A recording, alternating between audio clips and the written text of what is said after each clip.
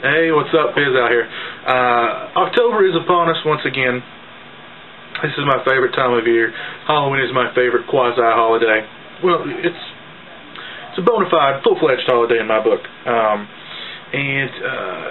Movie I'm going to talk about today is very appropriate for this month. I'm talking about Trick or Treat. Trick or Treat sounds familiar to you. It should, because it was scheduled to come out 2 years ago. Then it was pushed back and pushed back and pushed back, and finally Warner Brothers is basically dumping it on DVD next Tuesday, the 6th of October. I was able to check it out a little bit early, thanks to my buddy Hydro, and I liked it. I liked it quite a bit. If you've heard anything about the film, you've probably heard that it is an anthology in the vein of Creepshow. I don't necessarily agree with that. I think it's more along the lines of Pulp Fiction in structure. It's basically a series of interwoven stories that take place at different times during the course of Halloween night. Not really going to go into any detail about what the stories are to kind of let the cat out of the bag. I will say all the stories are pretty cool. There's a lot of curveballs in there. A lot of them I found to be pretty surprising, which you know, have to give props to the writer-director Michael Dougherty, who he wrote X-Men 2 and I think Superman Returns for Bryan Singer, and Bryan Singer is also credited as a producer on Trick or Treat. It's just a really cool movie. I really enjoyed it. I think, you know, anytime you have a movie like this that's not a remake or not a sequel or not a prequel to a remake or a remake of a remake, or, you know, people tend to really hype it up. I think it's been overhyped just a little bit. It's not an instant classic, I would think.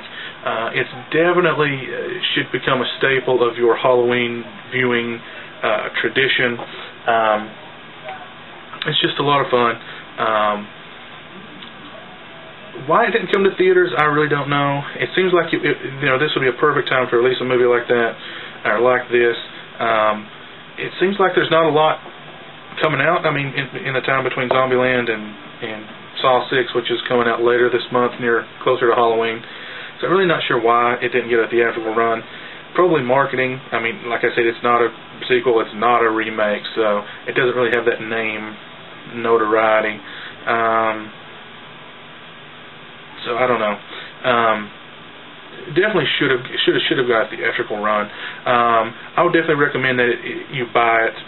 You know, support it regardless. It's not a remake. It's not a sequel. It's not a prequel. So definitely support it. Go out and buy it. It's definitely worth it. I enjoyed it quite a bit. It's well written. It's well directed. It's well acted. It's going to surprise you.